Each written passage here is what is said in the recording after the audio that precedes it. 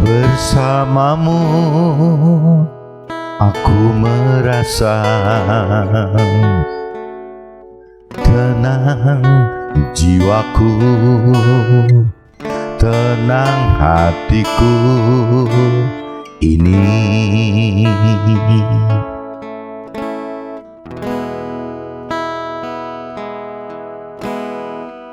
Bertahanlah walau terluka, Tuhan kan ada, akan selalu ada.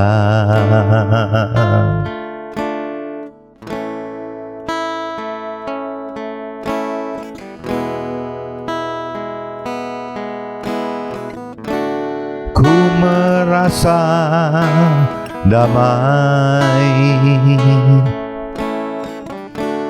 bila ku dekat denganmu. Ku merasa tenang bila ku dekat denganmu. Tunjukkan jalanmu.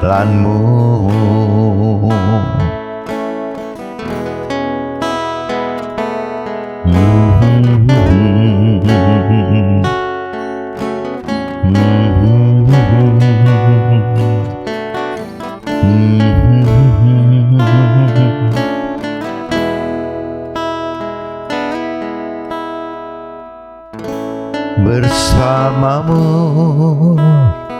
aku merasa tenang jiwaku, tenang hatiku ini.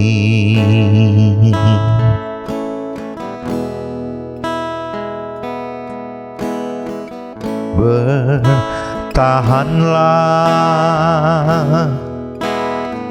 walau terluka, Tuhan kan ada, akan selalu ada.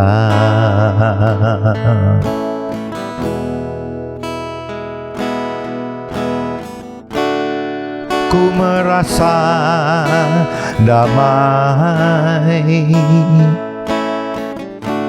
bila ku dekat denganmu.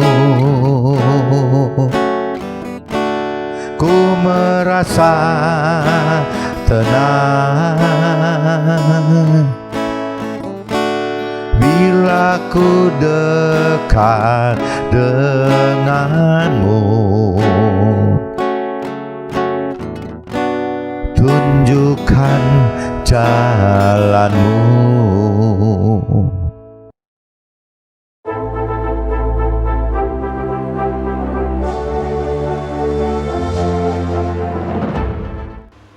Jumpa kembali di MDT Journey Inspiration of Life. Pagi ini saya coba mau sharingkan teman-teman dengan temanya penundaan penggenapan janji Tuhan agar mujizat dapat terlihat dan terdengar lebih maksimal, lebih efektif itu. Ini judulnya teman-teman. Kenapa kok penggenapan janji Tuhan itu terkadang terkesan penundaan teman-teman? Kenapa kok kita merasa ada ditunda gitu?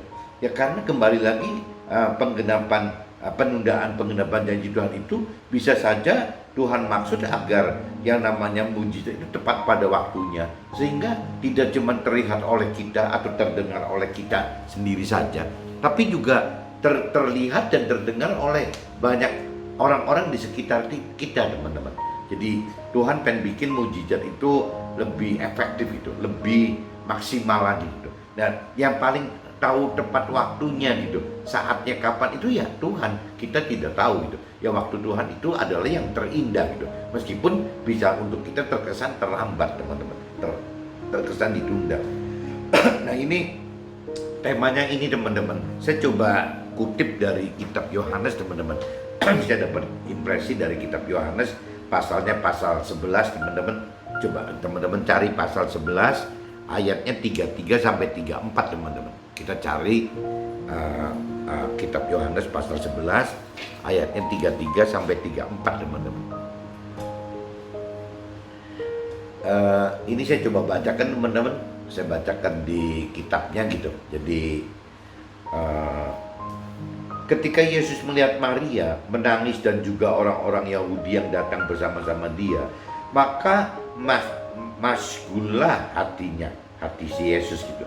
Ia sangat terharu dan berkata. Jadi Yesus pun bisa terharu dan apabila, jadi jangan dibayangkan kalau ada masalah, ada permasalahan atau penderitaan atau terdundanya pengenapan janji Tuhan itu, jangan dianggap Yesus itu bersukacita. Tidak teman-teman. Jadi dia juga merasakan seperti apa yang kita rasakan itu. Jadi Yesus pun bisa masgul itu hatinya. Ia sangat terharu dan berkata, di manakah dia kamu baringkan? Ini cerita Lazarus yang mati teman-teman. Di manakah dia kamu baringkan? Jawab mereka, Yesus, marilah dan lihatlah. Maka menangislah Yesus tuh. Bahkan bukan cuma masgul aja, bisa Yesus juga bisa menangis gitu. Ya dia nanyakan, Yesus tanya di manakah si Lazarus kamu baringkan gitu. Ya jawabnya malah marilah dan lihatlah. Si Maria Marta menunjukin marilah dan lihatlah gitu. Maka menangislah Yesus. Kata orang Yahudi, lihatlah betapa kasihnya kepadanya gitu. Tetapi orang-orang di antaranya berkata, ia yang memelekkan mata orang buta, tidak sanggupkah ia bertindak sehingga orang itu tidak mati gitu. Jadi orang-orang Yahudi tahu teman-teman bahwa Yesus itu bisa membuat mujizat, memelekkan mata orang buta gitu. Nah, dia cuma orang Yahudi akan tes lagi apakah bisa gitu orang mati dibangkitkan gitu. Maka masgullah pula hati Yesus, lalu ia pergi ke kubur itu. Kubur itu adalah sebuah gua yang ditutup dengan batu gitu. Kata Yesus, angkat batu itu. Marta, saudara orang-orang yang meninggal itu, berkata kepadanya, Yesus, ia sudah berbau sebab sudah 4 hari Lazarus mati gitu. Jawab Yesus, bukankah sudah aku katakan kepadamu, jikalau engkau percaya, engkau akan melihat kemuliaan Allah gitu. Nah ini mujizat itu kan yang bisa membuat mujizat itu Tuhan Allah teman-teman. Jadi melalui Yesus dengan perantaran Roh Tuhan itu, Roh Kudus itu teman-teman. Jadi Yesus katakan gitu, Yesus menjawab, bukankah sudah Yesus katakan kepada kita, jikalau engkau percaya, kita akan melihat kemuliaan Allah gitu. Apabila kita percaya loh bahwa buat Tuhan itu, buat Tuhan Allah itu tidak ada hal yang mustahil gitu. Maka mereka mengangkat batu itu. Lalu Yesus menengadah ke atas dan berkata, Tuhan Allah, ya aku mengucap syukur kepadamu, kepada Tuhan Allah, karena engkau telah mendengarkan aku, mendengarkan si Yesusnya gitu. Aku tahu bahwa engkau selalu mendengarkan aku, tetapi ya oleh karena orang banyak yang berdiri di sini mengelilingi aku mengatakannya supaya mereka percaya bahwa engkau yang dalam mengutus aku gitu. Nah ini jadi kadang-kadang mujizat-mujizat itu ya sebagai tanda kebenaran bahwa Yesus itu ya dari Tuhan Allah teman-teman. Ya kalau kita bicara Yesus pada zaman itu gitu, nah kita bicara zaman itu kan berarti Yesus itu membawa firman Tuhan Allah secara hidup gitu. Makanya sering katakan ya firman yang hidup gitu. Tetapi kalau seandainya saat ini gitu, setelah Yesus wafat, yang tersisa itu kan bagaimana kumpulan dari firman-firman Tuhan di dalam perintah peraturan Tuhan kepada murid-muridnya itu teman-teman. Jadi akhirnya disatukan menjadi firman Tuhan gitu. Jadi di sini kalau saya universalkan gitu ya, bahwa aku tahu bahwa Tuhan Allah selalu mendengarkan firman Tuhan gitu. Jadi aku tahu bahwa Tuhan Allah selalu mendengarkan Yesus, berarti di sini firman Tuhan. Tetapi karena orang banyak yang berdiri di sini mengelilingi firman Tuhan, firman Tuhan mengatakan supaya mereka percaya bahwa Tuhan Allah lah yang telah mengutus firman Tuhan gitu. Jadi kadang-kadang ya kesaksian teman-teman, kesaksian Yesus pun menjadi alat kesaksian untuk orang banyak, dan kita juga sama teman-teman. Jadi kalau kita menyaksikan hidup kita bersama Tuhan di dalam firman Tuhan, itu juga sama teman. Bagaimana menyaksikan hidup kita ya supaya orang-orang yang di sekeliling kita itu ya mereka percaya gitu bahwa apa yang terjadi di dalam hidup kita itu ya apa yang dari Tuhan Allah inginkan gitu, rancang dan kehendaki melalui kita. Ya satu-satunya jalan ya karena kita bukan mentor rohani teman-teman, kita ini lebih bertalenta sebagai pengusaha, sebagai orang karir, ya kita cuma bisa bagaimana memberitakan kebenaran firman Tuhan itu dengan cara menyaksikan apa yang kita alami dalam hidup kita yang terkait dengan Tuhan, pribadi Tuhan, dan juga terkait dengan firman Tuhan itu teman-teman. Jadi kita maksimal bisa begitu teman-teman. Dan sesudah berkata demikian, berserulah ia dengan suara keras, Lazarus, marilah keluar. Jadi Lazarus yang sudah 4 hari meninggal itu gitu, yang diperintah oleh firman Tuhan seperti itu gitu.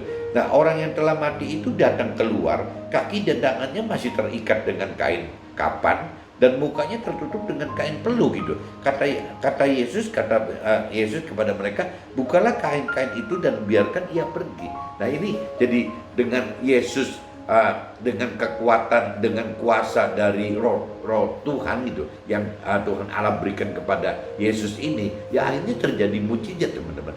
Jadi bukan mustahil apabila saat sekarang pun kita kan sama teman-teman. Jadi kalau kita persepsikan Yesus itu sebagai manusia, kita juga manusia. Yang membuat satu mukjizat itu kan berikan manusia dengan roh Tuhannya teman-teman. Manusia dengan roh Tuhannya gitu. Jadi kita pun sama, kita kan manusia gitu. Ya berarti kita juga bisa membuat mukjizat apabila memang disertai oleh roh Tuhan di dalam kita, dan memang kalau diperintahkan oleh Tuhan Allah gitu.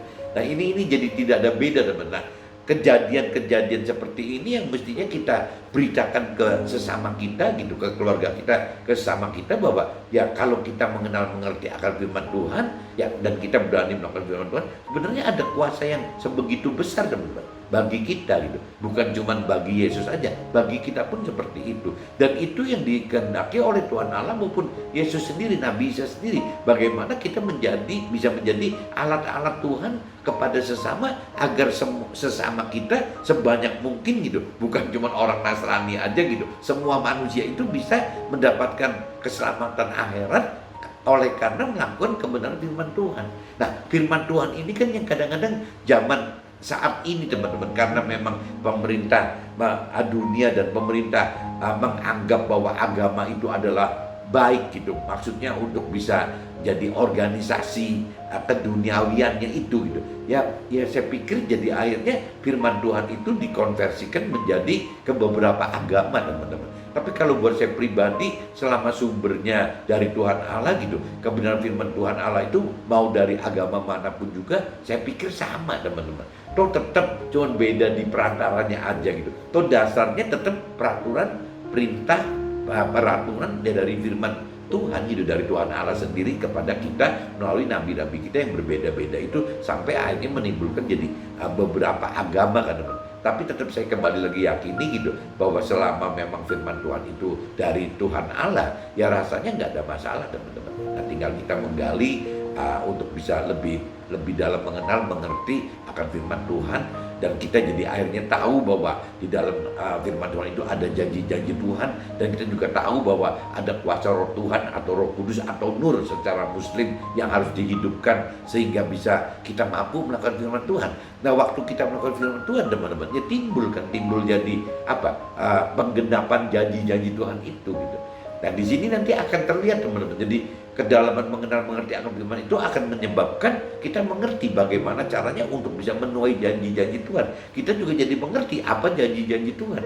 Nah, waktu kita ngerti janji-janji Tuhan, berarti kita juga akan ngerti, akan mengharapkan gitu, mengharapkan akan tuaian janji-janji Tuhan itu teman-teman. Nah, waktu kita memperdalam firman Tuhan pun kita jadi tahu gitu, apa sih rancangan dan kehendak Tuhan sebenarnya gitu. Ya bukan yang kembali lagi, misalnya yang paling inti itu kan bahwa rancangan dan kehendak Tuhan itu adalah bagaimana ingin kita mendapatkan keselamatan di akhirat yang kekal gitu. Bukan seperti orang duniawi pada umumnya atau orang berkeyakinan akan Tuhan tapi dengan cara yang kurang benar karena tidak di backup oleh firman Tuhan, yang beranggapan bahwa yang penting kita hidup adalah mencari kesulitan duniawi dan kebahagiaan keluarga saja di dunia ini. Nah itu yang salah teman-teman, itu yang jadi miss gitu.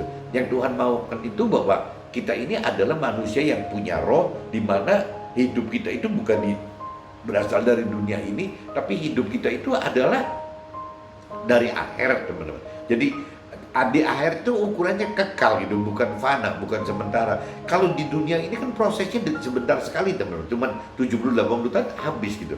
Dan kalaupun misalnya di perjanjian lama dikatakan bahwa umur manusia itu maksimal 120 tahun, tetap aja 120 tahun juga tetap fana dan sementara. Kalau kita banding dengan kekal yang nggak ada artinya teman-teman. Kekal itu kan tidak berbatas itu. Nah yang Tuhan inginkan kita itu ya sebagai manusia yang masuk ke dalam akhirat yang tidak berbatas itu teman-teman. Cuma di dalam akhirat itu ya terdiri dari surga dan neraka. Nah ini yang mesti kita pelajarin bagaimana supaya kita masuk ke dalam surga. Nah waktu kita masuk ke dalam surga atau neraka, ternyata di dalam surga dan neraka juga ada tingkatan lagi teman-teman. Nah tingkatan ini kita mesti uber kan. Tingkatan di neraka kita mesti tinggalkan, tingkatan di dalam surga kita uber. Nah pada prinsip di surga cuma terbagi dua teman-teman. Jadi surga yang dasarnya sebagai warga negara gitu, warga kerajaan surganya, atau sebagai tim kerajaan surganya. Nah di dalam warga pun sama, terdiri dari tingkatan lagi, di dalam tim kerajaan surga pun terdiri dari tingkatan lagi. Nah itu semua harus dilakukan kita saat ini, saat kita hidup di dunia ini dengan cara hidup kudus. Nah ini nanti saya coba ajak teman-teman masuk ke dalam kitab 1 Petrus teman-teman, 1 Petrus pasal 1 ayatnya 13 sampai 25 teman-teman. Coba teman-teman baca ini, ceritanya jadi bagaimana kita harus hidup kudus gitu, supaya kita masuk ke dalam rancangan kehendak Tuhan itu maksimal itu di dalam akhiratnya, yaitu di dalam surga dengan posisi bukan warga surga tapi sebagai tim kerajaan surga. Di dalam tim kerajaan surga pun diharapkan posisinya yang terdekat dengan Tuhan teman-teman. Yang Tuhan inginkan seperti itu. Nah ini harus semua dilakukan dalam hidup kita saat ini teman-teman. Nah bagaimana cara untuk mencapai tingkat yang maksimal yang terdekat dengan Tuhan? Ya harus hidup kudus gitu. Nah nanti di firman ini kita jelas 1 Petrus pasal 1 ayat 13-25 bicara kekudusan teman-teman. Ini saya coba bacakan perikropnya, judulnya teman-teman, kekudusan dan kasih persaudaraan, itu judulnya teman-teman. Ini sebenarnya ya semua, jadi satu perikrop itu isinya pasal 1 ayatnya 13-25. Ini berarti saya bacain semua teman-teman. Sebab itu siapkanlah akal budimu, waspadalah dan letakkan pengharapanmu seluruhnya atas kasih karunia yang dianugerahkan kepadamu pada waktu pernyataan firman Tuhan. Ini kalau saya universalkan, bahasanya saya langsung universalkan aja, karena untuk yang Nasrani bisa sembari ambil kitab sucinya teman-teman, jadi bisa tahu gitu. Jadi kalimat yang aslinya apa, nah saya universalkan jadi seperti itu. Sebab itu siapkanlah akal budimu, waspadalah dan letakkanlah pengharapanmu seluruhnya atas kasih karunia yang dianugerahkan kepadamu pada waktu pernyataan firman Tuhan gitu. Hiduplah sebagai anak-anak yang taat dan jangan turuti hawa nafsu yang menguasai kamu pada waktu kebodohanmu. Nah ini teman-teman yang khususnya ya Nasrani dan bukan Nasrani harus tahu bahwa di Nasrani itu ada peluang gitu, peluang kita bisa menyebut Tuhan Allah itu seperti seorang bapak teman-teman, seperti jadi perlakuan seorang bapak ke anak atau anak ke bapak gitu. Itu boleh-boleh saja teman-teman. Karena memang kembali lagi ya tingkat kedalaman pengenalan pengertian. Cuman banyak juga orang Nasrani yang tidak mengenal secara dalam gitu, tidak mengerti secara dalam. Kadang-kadang sebutan bapak-bapak itu tanpa syarat gitu. Padahal kalau yang dimaksud kita berani menyebut bapak, yaitu dengan syarat teman-teman. Jadi wajar aja kalau bukan Nasrani tidak nyebut bapak gitu. Tapi kalau yang Nasrani pun apabila berani menyebut bapak gitu, itu konsekuensinya ya kembali lagi seberapa kudus gitu. Ya seberapa taat, seberapa takut kita mau dan mampu melakukan firman Tuhan. Kalau kita cuma tidak pernah mengenal firman Tuhan, kita tidak mampu melakukan firman Tuhan, tapi cuma sebutannya bapak-bapak aja, apa enggak makin konyol gitu. Nyebut Tuhan Allah aja juga tanda tanya gitu, apalagi nyebutnya si bapak gitu, makin tanda tanya banyak gitu teman. Jadi kembali lagi kalau kita di Nasrani itu ada peluang untuk menyebut Bapa, ya selama kita benar-benar taat dan takut akan melakukan firman Tuhan. Kalau kita tidak, ya tidak bisa. Dan untuk kita semakin taat dan takut itu yang disebut kekudusan tadi. Bagaimana kita supaya bisa hidup kudus? Nah, untuk hidup kudus itu ya berarti harus menghindari apa-apa yang nafsu-nafsu duniawi, pola-pola pikir duniawi, yaitu harus tinggalin semua, teman-teman. Itu baru bisa kita sebutnya hidup kudus gitu. Nah, tetapi hendaklah kamu menjadi kudus di dalam seluruh hidupmu, sama seperti firman Tuhan yang kudus, yang telah memanggil kita seperti Tuhan Allah yang kudus. Tetapi hendaklah kamu menjadi kudus di dalam seluruh hidupmu, sama seperti Tuhan Allah yang kudus, yang telah memanggil kita gitu. Sebab ada tertulis, kuduslah kamu, sebab aku kudus. Ini firman Tuhan katakan gitu. Sebab ada tertulis, kuduslah kita, sebab Tuhan Allah adalah kudus. Dan jika kita menyebut Tuhan Allah, Bapa sebagai Bapa, yaitu Dia yang tanpa memandang muka menghakimi semua orang menurut perbuatannya, maka hendaklah kita hidup dalam ketakutan selama kita menumpang di dunia ini. Nah, ini di ayat 17 itu ditekankan kita ini menumpang di dunia ini, teman-teman. Karena yang tadi gitu, karena bagi Tuhan gitu, bagi Tuhan Allah, bagi firman Tuhan, dunia ini adalah fana dan sementara, teman-teman. Jadi seperti menumpang saja gitu. Ya berapa lama ya, 70-80 tahun, paling maksimal juga 120 tahun gitu. Itu tetap aja gitu. Jadi kalau kita bandingkan dengan yang Tuhan maksud bahwa kita adalah dari akhirat, ya 70, 80 atau 120 tahun itu tidak ada artinya, teman-teman, kalau dibanding dengan kekal. Nah, kita itu berasal dari kekal. Nah, cuman kekal itu yang balik lagi di akhirat, di mana di akhirat itu terdiri dari dua, ada surga dan ada neraka tadi, teman-teman. Jadi cilaka sekali kalau kita masuk ke neraka, ya berarti kita akan kekal di nerakanya gitu. Tapi sebaliknya apabila kita masuk ke dalam surga, ya kita juga akan kekal di dalam surganya gitu. Nah, ini yang bahaya sekali, teman-teman. Sebab kita tahu bahwa kita telah ditebus dari cara hidup kita yang sia-sia, yang kita warisi dari nenek moyang itu, bukan dengan barang-barang yang fana, bukan pula dengan perak atau emas gitu, melainkan dengan, kalau bicara di Nasrani, ya seolah-olah ya penebusan Yesus itu dengan wafat di kayu salib itu ya dengan kematiannya si Yesus tadi gitu ya. Nah, ini yang apa sih, jadi penebusan secara Nasrani itu nggak main-main, teman-teman. Penebusannya itu benar-benar dengan wafatnya Yesus untuk menebus kita dari dosa-dosa, minimal dosa-dosa awal kita, teman-teman, dan dosa-dosanya waktu Nabi Adam gitu. Itu yang ditebus oleh Yesus, sehingga kita tidak, dosa lama itu tidak didakwa oleh iblis, oleh setan bahwa lah ini kan dosa gitu. Nah, ini dosa lama itu sudah, dosa asal itu sudah dihapuskan dengan Yesus wafat di kayu salib. Itu secara pola mindset, pola pikirnya orang Nasrani seperti itu. Tapi bukan berarti dijamin kalau sudah terima Tuhan gitu ya, menurut versi Nasrani, terus kita jadi pasti selamat, menerima keselamatan akhirat di akhirat nanti, keselamatan kekal di akhirat nanti. Tidak, teman-teman. Karena ada dosa-dosa yang akan timbul bukan dari dosa awal saja, bukan dari dosa asal saja, tapi dosa yang baru kan, yang kita perbuat lagi gitu. Nah, ini yang mesti dihati-hati, teman-teman. Jadi waktu kita menyimpang, tidak melakukan firman Tuhan, ya berarti kita ada potensi berdosa, teman-teman. Nah, waktu kita berpotensi berdosa, ya ujungnya juga akan ada potensi kita masuk ke dalam neraka. Nah, ini yang firman Tuhan ajarkan, bagaimana kita hidup kudus itu kan seperti itu, teman-teman. Supaya kita masuk ke surga, dan syukur-syukur kita mendapatkan tingkat di dalam surga itu bukan cuma sebagai warga kerajaan, tapi sebagai tim kerajaan. Tim kerajaan pun dengan posisi yang tertinggi, yang terdekat dengan Tuhan Allah gitu. Itu yang firman Tuhan hendaki seperti itu, teman-teman. Ia telah dipilih sebelum dunia dijadikan. Firman Tuhan telah dipilih sebelum dunia dijadikan. Tetapi karena kita, ya firman Tuhan baru menyatakan dirinya pada zaman akhir ini. Jadi ya saat-saat ini aja, karena bandelnya kita baru tahu bahwa firman Tuhan itu adalah perintah peraturan Tuhan Allah gitu. Nah, ini yang mesti kita nggak bisa perintah peraturan Tuhan Allah dari jiwa Tuhan Allah gitu, dari pikiran perasaan kehendak Tuhan Allah, dipaksakan dengan kita tidak mengenal, tidak mengerti firman Tuhan, akhirnya dipaksakan dengan jiwa kita, teman-teman. Jadi kita percaya Tuhan dengan pikiran perasaan kita, kita mengenal Tuhan dengan pikiran perasaan kita, kita melakukan firman pun dengan pikiran perasaan kita. Nah ini kan jadi nggak bener semua teman-teman, jadi konyol semua gitu. Nah ini yang firman Tuhan ingatkan seperti itu gitu.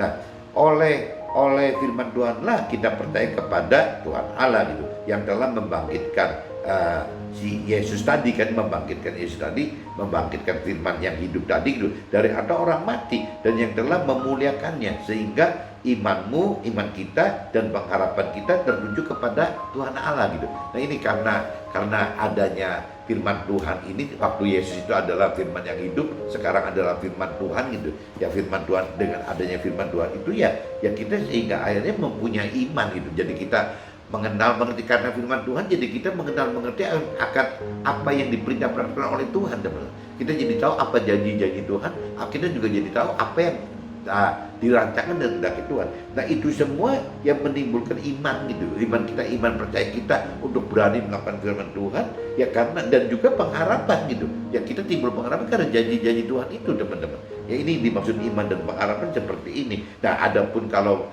bicara iman, pengharapan dan kasih, itu kasihnya love itu gitu ya, berarti bentuknya itu ya bagaimana kita kalau mengasihi Tuhan ya harus berani melakukan firman Tuhan gitu, teman-teman.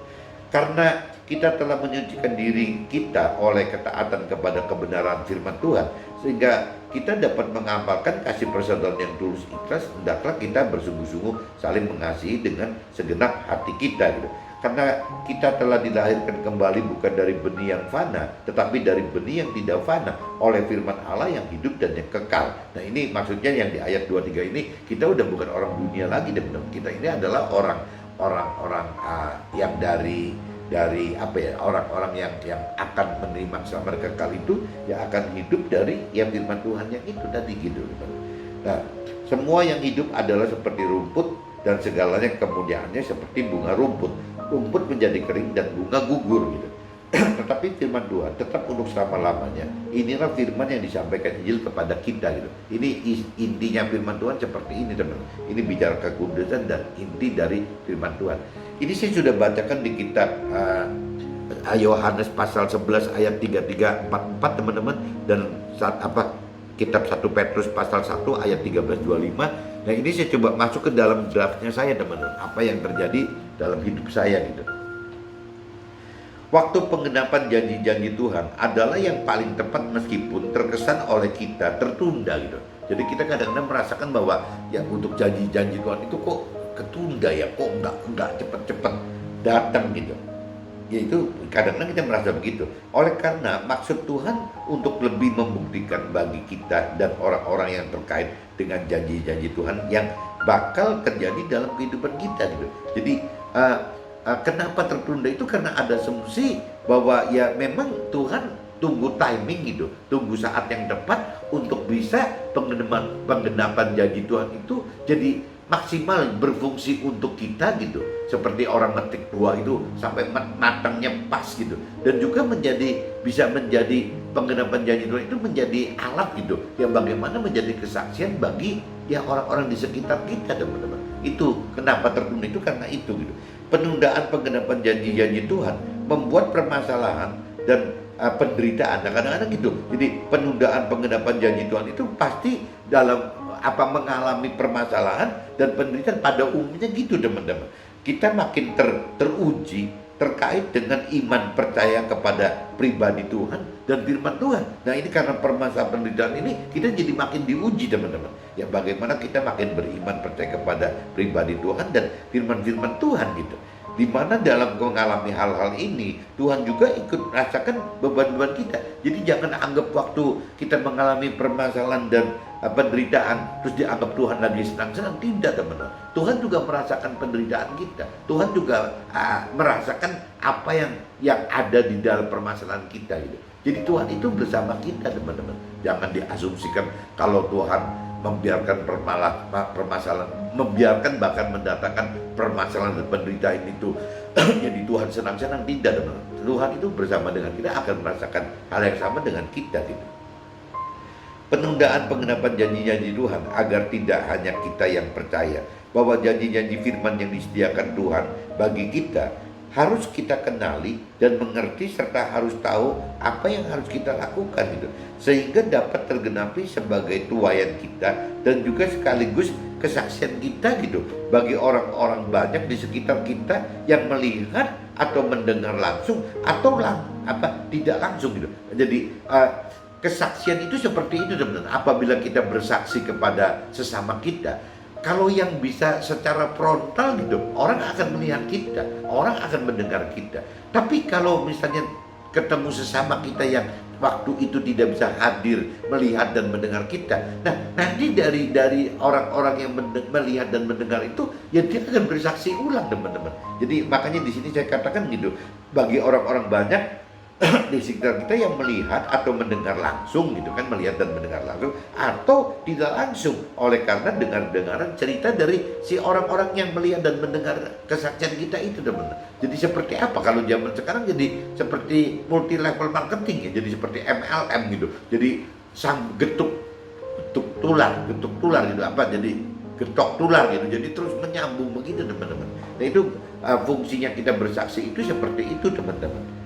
Penundaan penggenapan janji-janji Tuhan karena Tuhan kehendaki kita tuai janji-janji yang maksimal yang ada dalam firman Tuhan. Ya tadi saya katakan, jadi dalam bentuk kualitinya janji Tuhan itu, jadi kalau kita ibaratnya metik buah itu yang termatang, yang paling bagus gitu. Kalau kita bicara musimnya mungkin ya kuantitinya ya, jumlah tuai itu memang sebanyak mungkin gitu. Jadi ya Tuhan tunggu itu untuk kita gitu saat itu. Nah, tuai janji-janji maksimal yang ada dalam firman Tuhan dengan hidup taat menjadi kudus seperti Tuhan Allah yang kudus gitu, dengan tidak menuruti pola hidup duniawi atau nafsu-nafsu duniawi gitu teman-teman. Jadi kita dilatih Tuhan seperti itu gitu. Jadi penggenapan tuai janji Tuhan itu ya Tuhan memang setting untuk bagaimana termaksimal gitu. Secara quantity berarti yang terbaik, secara quality juga yang terbanyak teman-teman. Dan bisa menjadi saksi untuk orang lain teman-teman, bukan cuma untuk pribadi kita aja, tapi bisa terjadi untuk keluarga kita juga, orang-orang yang di sekitar kita, bahkan sampai di mana-mana. Ya kalau memang kita menjadi alat Tuhan yang bicara levelnya level nasional, ya kita akan bicara bagaimana menjadi kesaksian secara nasional gitu. Tapi kalau Tuhan kehendaki kita sampai masuk ke dalam pemberitaan yang internasional, ya bisa saja teman, bukan hal mustahil kita juga dipakai Tuhan menjadi alat untuk memberi kesaksian ke skup internasional gitu. Jika kita, khususnya orang Nasrani teman-teman, konsekuensi jika kita khususnya orang rohani berani kita sebut Allah, Tuhan Allah itu sebagai Bapa gitu, ya konsekuensinya kita harus hidup dalam ketakutan selama kita harus hidup menumpang di bumi ini, karena hidup kita ada di akhirat dalam surga gitu. Ya ini konsekuensinya gitu teman-teman, yang tadi saya sampaikan gitu. Ya banyak orang Nasrani yang nggak mengerti akan firman Tuhan, kadang-kadang terlalu mudah gitu, yang menyebut Tuhan Allah itu kok Bapa gitu, kok seberani itu gitu. Sebenarnya kan kalau kita udah bicara kita berani karena memang kitab Alkitab atau kitab suci orang Nasrani itu tidak menolak, tidak melarang menganggap Tuhan Allah itu sebagai Bapa gitu. Ya kita kalau berani gitu nyebut sebagai Bapa, dengan konsekuensinya kita harus hidup kudus teman-teman.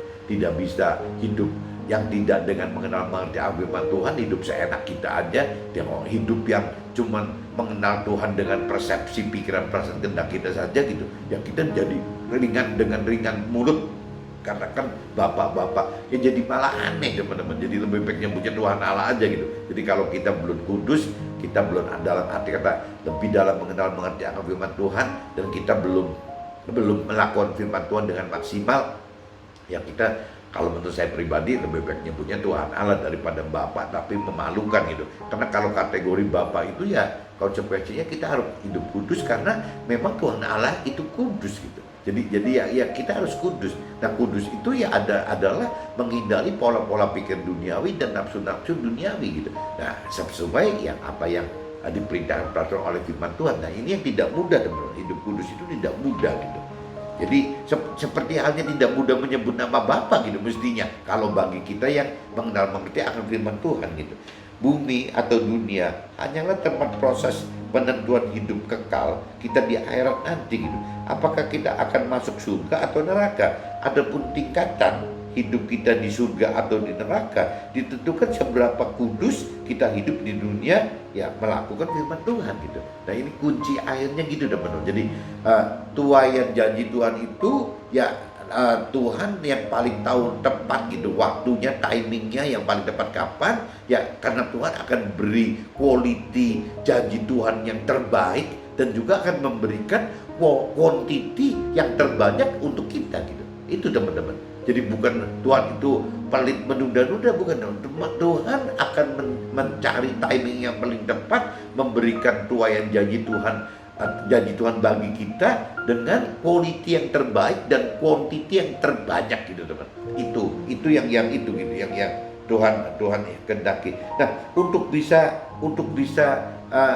mencapai penggenapan janji Tuhan yang terbaik gitu, yang kualitinya baik, yang terbanyak kuantitinya banyak, ya kembali lagi kita bisa hidup kudus enggak ada.